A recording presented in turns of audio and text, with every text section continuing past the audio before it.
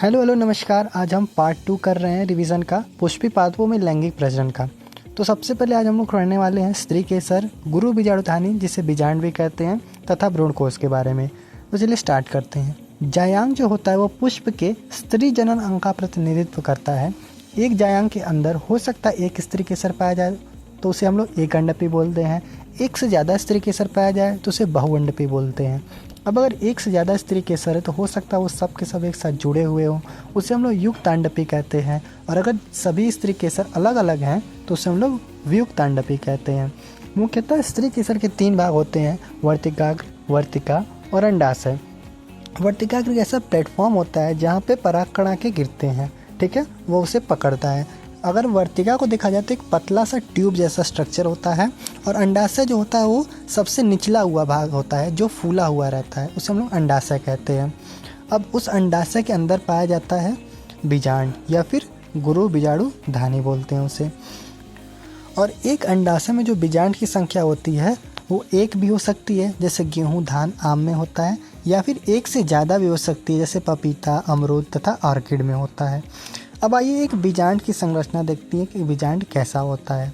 सबसे पहले बीजांड एक छोटी सी संरचना होती है जो एक डंठल, फ्यूनिकल जिसे बोलते हैं, उसके द्वारा अपरा से जुड़ी हुई होती है।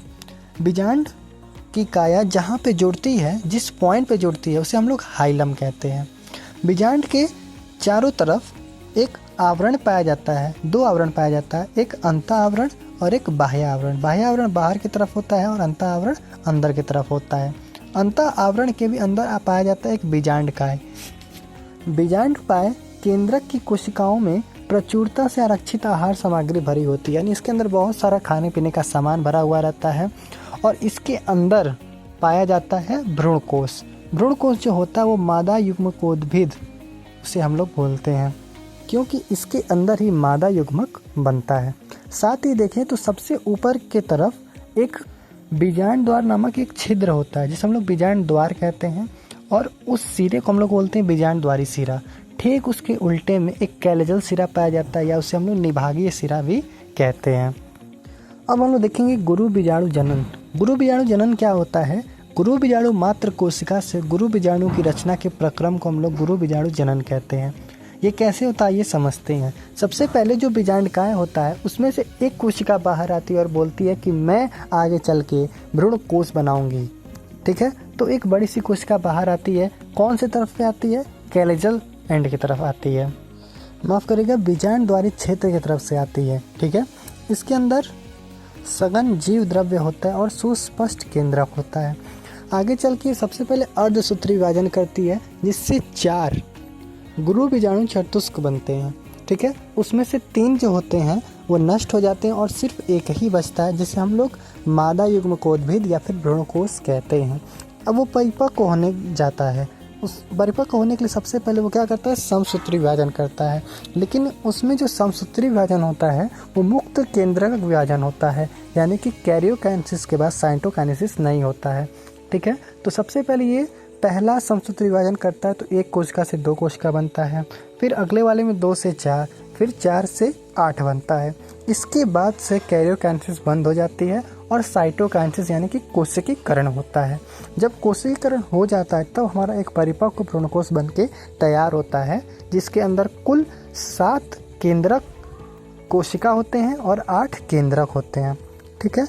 7 कोशिका में अगर हम लोग ध्यान दें तो कैलेजल की तरफ 3 कोशिका लगी हुई रहती है, जिसे हम लोग प्रतिव्यासांत या फिर एंटीपोडल कोशिका भी कहते हैं। बीच में जो होता है सबसे बड़ी कोशिका होती है जिसे हम लोग केंद्रीय कोशिका बोलते हैं। उसके अंदर 2 केंद्रक होते हैं जिनका नाम होता है ध्रुवीय केंद्रक, ठीक है। अगर हम लोग देखें कि तो बीजांड द्वारी सिरे की तरफ 3 कोशिका लगी हुई रहती हैं, जिसमें से 2 का नाम होता है सहायक कोशिका, और उसके पास एक मोटी सी संरचना पाई जाती है जिसे हम लोग तंतु रूप समुच्चय भी कहते हैं। साथ ही एक और कोशिका होती है जिसे हम लोग अंड कोशिका कहते हैं। तो कुल मिला के हमारे पास अंततः 8 न्यूक्लियस या फिर 8 केंद्रक मिल जाते हैं और 7 कोशिकाएं मिल जाते हैं, और हमारा भ्रूणकोश पूरी तरह से परिपक्व हो जाता है। आइए अपना अगला टॉपिक परागण देखते हैं, ठीक है। परागण की हम लोग बात करें तो परागकणों का स्त्री केसर के वर्तिकाग्र तक स्थानांतरण, इसी को हम लोग परागण कहते हैं।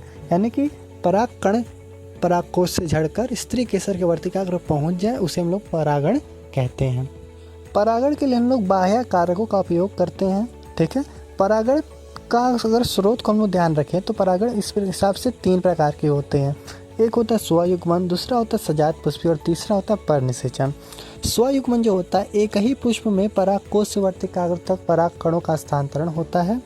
इसके अंदर 2 तरह के पुष्प पाए जाते हैं, उन्मिल परागणी पुष्प और एक अनुन्मिल्य परागणी पुष्प। उन्मिल परागणी पुष्प जो होता है वो खुला हुआ रहता है, यानी इसके अंदर स्वयुग्मन होने का जो चांस रहता है वो 100% नहीं होता है। क्योंकि ये खुला हुआ है तो हो सकता है कोई और परागण भी इसके ऊपर, परागकण इसके ऊपर आ जाए। लेकिन जो अनुन्मिल्य परागणी पुष्प होता है वो हमेशा बंद रहता है, यानी इसके अंदर 100% स्वयुग्मन होने का चांस होता है। अब जैसा कि हमने देखा कि तो स्वयुग्मन के बहुत सारे फायदे भी हैं और कुछ नुकसान भी हैं, तो आइए उसे हम लोग समझते हैं। स्वयुग्मन का फायदा है कि निश्चित रूप से बीज पैदा होता है, उसके से परागण के लिए किसी बाह्य कारकों की आवश्यकता नहीं पड़ती है। और तीसरा पॉइंट है कि पुष्प रस भी बनाने की जरूरत नहीं पड़ती है। लेकिन इससे नुकसान जो होता है वो होता है आंतः प्रजनन अवसाद, यानी कि गुणों की हानि होती है। अगला हम लोग देखेंगे सजात पुष्पी परागण। ये एक ऐसा परागण है जिसमें एक ही पादप के एक पुष्प के परागकण दूसरे पुष्प के वर्तिकाग्र तक स्थानांतरण होते हैं। ठीक है, ये क्रियात्मक रूप से तो हमें लगता है कि पर परागण हो रहा है, लेकिन आनुवांशिक रूप से यह स्वपरागण ही होता है। अगला तरीका है परनिषेचन। इसमें भिन्न पादपों के परागकोश से भिन्न पादपों के वर्तिकाग्र तक परागकणों का स्थानांतरण होता है, यानी एक पेड़ से दूसरे पेड़ तक परागकण पहुंचते हैं, इसे हम लोग बोलते हैं परनिषेचन। आइए अब हम देखते हैं कि परागकण में कौन कौन से कारक उपयोग होते हैं। तो बेसिकली इसके अंदर 2 तरह के कारक होते हैं, एक होते हैं निर्जीव और एक होते हैं सजीव। सबसे ज़्यादा उपयोग होने वाले होते हैं सजीव, और निर्जीव के अंदर भी 2 तरह के होते हैं, एक जल होता है एक वायु। जल और वायु का अगर हम कंपैरिजन करें तो सबसे ज़्यादा परागण जो होता है वो वायु के द्वारा होता है और अंत में जल के द्वारा होता है। तो आइए सबसे पहले हम लोग वायु परागण को समझते हैं। तो जब भी वायु के द्वारा परागण होता है तो बहुत सारे बीजांड जो होते हैं, माफ़ करिएगा, बहुत सारे परागकण बनते हैं बीजांड की तुलना में, क्योंकि चांस बहुत ही कम रहता है कि कोई परागकण जाके उसी के वर्तिकाग्र पर गिर जाए। ठीक है, तो इसके अंदर वायु परागण जब हम लोग कराते हैं तो जो हमारा जो परागकण होता है बहुत ही हल्का तथा चिपचिपाहट रहित होता है। ठीक है, और उसका जो पुंकेसर रहता है वो हवा में एकदम लहराता हुआ रहता है, ताकि जैसे ही हवा चले तुरंत ही परागकण क्या करें, उड़ जाएं। और जो वर्तिकाग्र रहता है वो बहुत ही बड़ा सा और थोड़ा सा वो क्या बोलते हैं हेयर, यानी कि बाल के जैसा होता है, ताकि कोई भी परागकण आए और उससे चिपक जाए। ठीक है, प्रत्येक अंडाशय में केवल एक ही बीजांड होता है, ताकि क्योंकि चांस ही कम है बहुत ज़्यादा, तो हो सकता है कोई ना कोई परागकण अगर आ भी जाए तो एक बीजांड हमारा क्या हो जाए, निषेचित हो जाए। फिर हम लोग देखते हैं कि बहुत सारे पुष्प इसमें क्या करते हैं, पुष्पक्रम बना लेते हैं, ताकि एक बड़ा सा आकार बन जाए और कोई ना कोई परागकण इसके अंदर फंस जाए। उदाहरण के लिए इसमें आपको भुट्टा मिल जाएगा, और घासों में बहुत ज़्यादा सामान्य होता है। अगला हम लोग देखेंगे कि जल के द्वारा परागण कैसे होता है। ठीक है, तो जल के द्वारा तो बहुत ही दुर्लभ होता है, या केवल 30 वंशों तक ही सीमित है। साथ ही हम लोग देखते हैं कि एल्गी, ब्रायोफाइट और टेडोफाइट में नर युग्मों को ले जाने के लिए जल का ही उपयोग किया जाता है। ठीक, आगे हम लोग देखें कि जल द्वारा परागित कुछ उदाहरण दिए हुए हैं, जैसे कि वेलिस्नेरिया, हाइड्रिला और जोस्टेरा। वेलिस्नेरिया के अंदर जो होता है परागण जो होता है वो पानी की सतह पर होता है। ठीक है, जबकि हाइड्रिला और जोस्टेरा जो एक तरह की समुद्री घास है, इसके अंदर जो परागण होता है वो पानी की सतह के नीचे होता है। और हम देखते हैं कि ज़्यादातर जो जल वाले पौधे हैं ना, वो पानी का उपयोग करते ही नहीं है, जैसे कि वाटर हाइसिंथ और वाटर लिली हो गया। ये पानी की सतह से थोड़ा सा ऊपर होते हैं और इनके अंदर जो परागण होता है वो कीट या फिर वायु के द्वारा होता है। और जैसा कि हमने देखा कि जो सी ग्रासेस थे, ठीक है, जैसे कि जोस्टेरा, इसके अंदर परागण जो हो रहा था पानी के नीचे हो रहा था, तो जो परागकण था उसका हो सकता है वो भीग जाए। भीगने से बचाने के लिए इसके बाहर एक श्लेष्मक आवरण होता है, और इसका जो परागकण होता है वो लंबा होता है और फीते के आकार का होता है। अब हम लोग देखेंगे कि परागकण जीवों के द्वारा कैसे होता है। ठीक है, इसके अंदर बहुत सारे जीव आ जाते हैं, जैसे कि मधुमक्खियाँ, भौरे, तितलियाँ, बर, चींटियाँ, शलभ, कीट, ये सभी क्या करते हैं, परागकण में मदद करते हैं। कुछ चमगादड़ हो गए, बड़े बड़े जीव भी होते हैं, जैसे कि वानरगढ़, लंगूर हो गया, कृतंक हो गया, गिक्को छिपकली, उपवन छिपकली, ये सभी क्या करते हैं, परागण में मदद करते हैं। लेकिन सबसे जो कॉमन, सबसे ज़्यादा जो उपयोग होता है जीव, उसे हम लोग बोलते हैं मधुमक्खी। ये सबसे ज़्यादा परागण कराती है। अब यदि हमें जीव के द्वारा परागण कराना है तो जो पुष्प होते हैं वो बहुत ही रंगीन होते हैं, बड़े बड़े होते हैं, सुगंध युक्त होते हैं, मकरंद से भरपूर होते हैं। और अगर जो पुष्प छोटे हो तो एक साथ मिलकर पुष्प क्रम बना लेते हैं ताकि अलग अलग कीटों को आकर्षित कर सकें। अगर कोई परागण मक्खियाँ या फिर बीटल द्वारा हो रहा है तो उसका जो पुष्प होगा वो बेकार सुगंध देगा, क्योंकि जो ये मक्खियाँ होती हैं वो बेकार सुगंध की तरफ ही अट्रैक्ट होती हैं।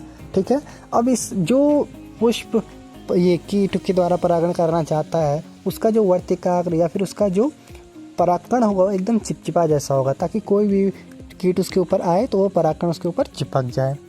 और जब भी कोई परागण कराएगा कोई कीट तो उसको कुछ ना कुछ गिफ्ट मिलेगा। गिफ्ट में क्या क्या मिल सकता है? उसे मिल सकता है परागकण, उसे मिल सकता है पुष्परस या फिर मकरंद जिसे बोलते हैं। लेकिन कुछ कुछ वीआईपी सेवा भी चलता है, जैसे कि एमोर्फोफेलस, एक ऐसा फूल होता है जिसकी हाइट 6 फीट होती है और ये सबसे लंबा फूल होता है। ये एक अलग सुविधा देता है कि आप इस अपने अंदर इसका अंडा भी दे सकते हैं, यानी कोई जीव कोई कीट चाहे तो उसके अंदर अपना अंडा सुरक्षित रख सकता है और इसके बदले में उसका परागण करा दे। ऐसा सुविधा एक और हम लोग देखते हैं युक्का और सलभ के बीच में। सलभ क्या करता है? युक्का का परागण कराता है और इसके बदले में युक्का क्या करता है? सलभ के अंडों को सुरक्षित रखता है। अब हम देखें कि बहुत सारे कीट क्या करते हैं, जो मकरंद या फिर परागकण होते हैं उसका भक्षण तो कर लेते हैं लेकिन परागण नहीं कहते हैं।